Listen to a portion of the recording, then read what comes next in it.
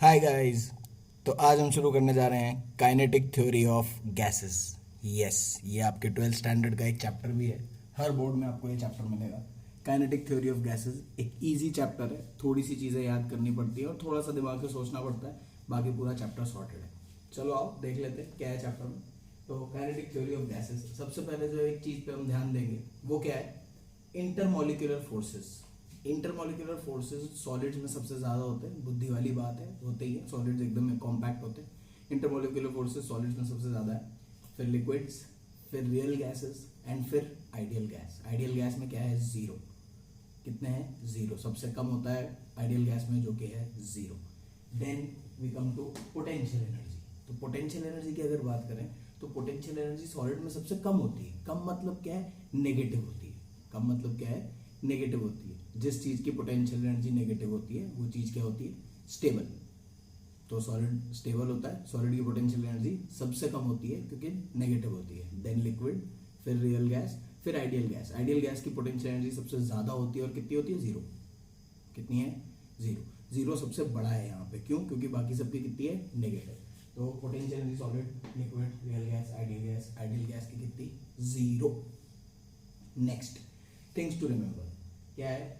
N not, Avogadro's number कितना होता है? 6.022 इंटू 10⁻23 एटम्स पर मोल। इतने एटम्स पर मोल प्रेजेंट होते हैं, that is Avogadro's number. R universal gas constant, that is R, जिसकी वैल्यू कितनी है? 8.314 जूल पर मोल केल्विन, या फिर 2 कैलोरी पर मोल केल्विन, या फिर 0.0821 लीटर एटीएम पर मोल केल्विन। क्या है? लीटर एटीएम पर मोल केल्विन। तो दे रखा है यहाँ पे दो चीजों में। कन्वर्जन है simple, 1 litre equals to 10⁻³ metre cube. तो उसी को अगर सेंटीमीटर क्यूब में बदलोगे तो वो 10⁻³ सेंटीमीटर क्यूब हो जाएगा। एंड उसी को एमएल में कन्वर्ट करोगे 1 लीटर को, तो वो 10⁻³ एमएल है। मतलब 1 centimetre cube is equals to 1 ML. 1 CC is equals to 1 ML. ये आपका वॉल्यूम कन्वर्जन है। क्या है? Volume conversion. रियल गैस का कंसेप्ट। अभी रियल गैस और आइडियल गैस दो चीजें होती है। रियल गैस मतलब जो गैस हमेशा अपने नेचर में वर्क करती है। आइडियल गैस जो एक्चुअल में हम मान लेते हैं कि ठीक है वो गैस ऐसा करेगी, क्योंकि कैलकुलेशन करने के लिए हमेशा आप रियल के साथ कैलकुलेट नहीं कर सकते हो। तो पढ़ने के लिए हम मानते हैं कि गैस आइडियल बिहेवियर करती है, तो आइडियल गैस की तरह रिएक्ट करेगी। तो अब आइडियल गैस की तरह रिएक्ट करेगी तो उसमें क्या करेगी? No EMF. यहाँ पे रियल को हटा के लिखेंगे ideal. Ideal gas concept, no IMF. No IMF का मतलब है नो इंटरमोलिकुलर फोर्सेस। तो हम मानते हैं कि आइडियल गैस में कोई इंटरमोलिकुलर फोर्सेस नहीं है।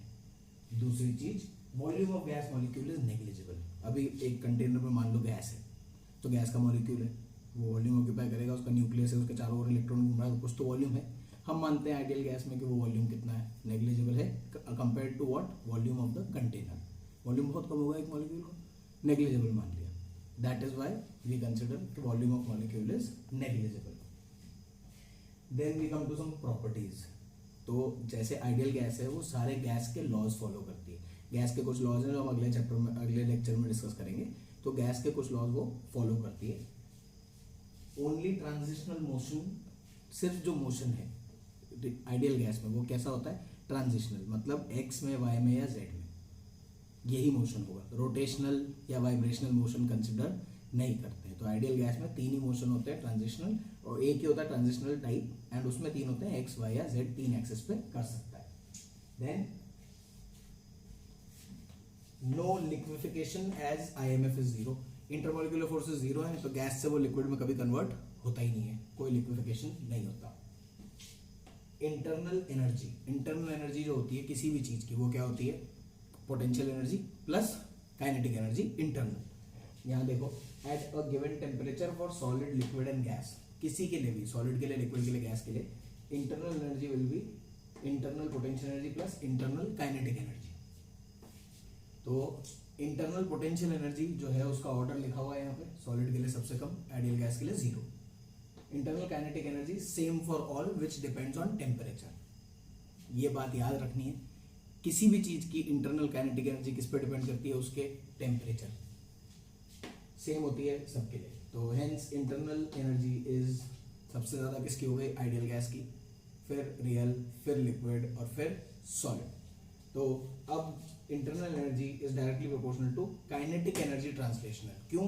क्योंकि पोटेंशियल एनर्जी तो जीरो है, तो काइनेटिक एनर्जी से डायरेक्टली प्रोपोर्शनल हो गया। तो directly proportional to kinetic energy because potential energy is zero. E transition is directly proportional to temperature. Hence internal energy of a gas is directly proportional to temperature. बहुत ही important बात है कि internal energy एक gas की temperature पे depend करती है। ठीक है। नो इफेक्ट ऑफ ग्रेविटी, अभी बोलते हैं नो इफेक्ट ऑफ ग्रेविटी। क्यों? क्योंकि गैस के मॉलिक्यूल्स जो होते हैं वो इतनी तेजी से भाग रहे होते हैं, उनकी स्पीड बहुत तेज होती है, तो वो ग्रेविटी पे इफेक्ट उसका नलिफाई कर देती है। वो ग्रेविटी मतलब इतना टाइम ही नहीं होता, वो ऐसे धड़ ऊपर नीचे इधर उधर इधर उधर इधर उधर भिड़ रहे होते हैं, तो उनको इतना टाइम ही नहीं मिलता कि वो जाके ग्रेविटी का इफेक्ट को मतलब फील कर पाए। All real gases behave like ideal gas at high temperature, low pressure and low density. तो अगर आप टेम्परेचर बढ़ा दोगे, प्रेशर कम कर दोगे और डेंसिटी कम कर दोगे, तो हर रियल गैस आइडियल गैस की तरह बिहेव करने लगेगी। ठीक है, तो इसको नोट कर लो, जो कुछ लिखा हुआ है इंपॉर्टेंट है। और नेक्स्ट लेक्चर में हम पढ़ेंगे कि क्या डिफरेंट गैस लॉज होते हैं। ओके।